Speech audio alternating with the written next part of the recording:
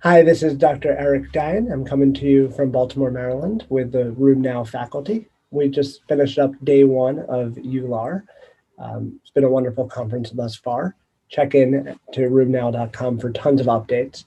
I'm here to talk about abstract oral presentation 0050. This was looking at the 2-year diagnostic consistency in patients with chronic back pain suspected of axial spondyloarthritis.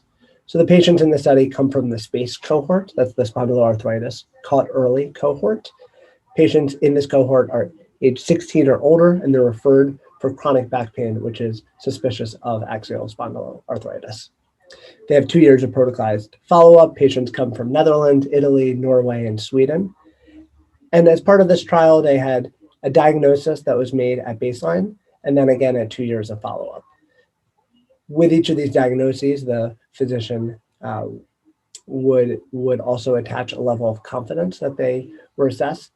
So if you were diagnosed with axial spondyloarthritis with a confidence score of 7 or greater, you were considered to have axial spondyloarthritis.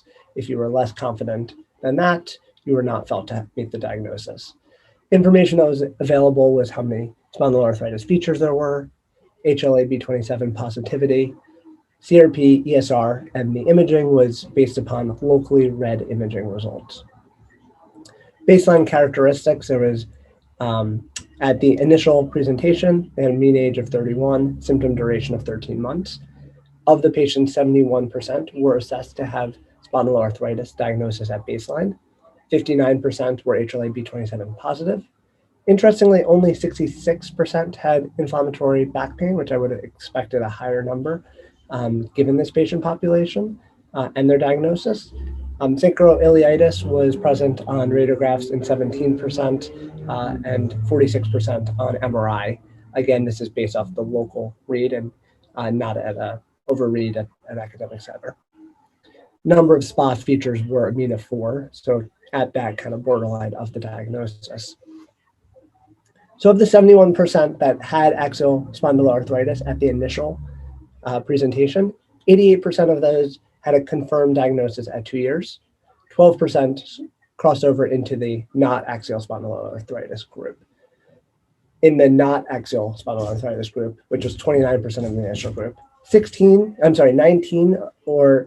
of 66 patients switched into axial spondyloarthritis. This was 22% progression or change into the axial spondyloarthritis diagnosis.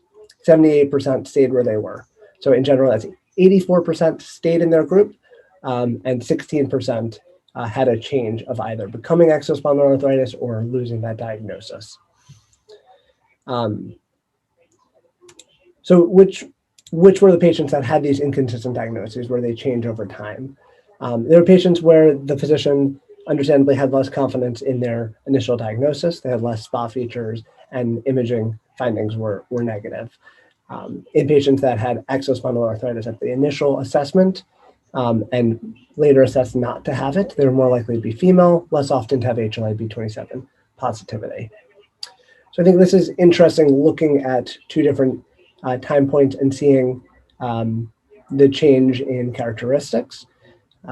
It is reassuring to see that there is 84% consistency rate in diagnosis over time. But there is a significant number of patients that do change. So it's important not to anchor on the diagnosis initially or the absence of the diagnosis.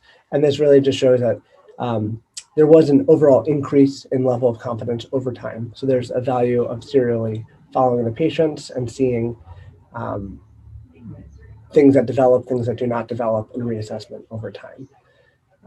I think this is something that I will bring to my practice, again, in understanding that initial assessment, 4 out of 5 times you can be confident in your diagnosis, but understanding the degree of anchoring that could occur and the importance of reassessment.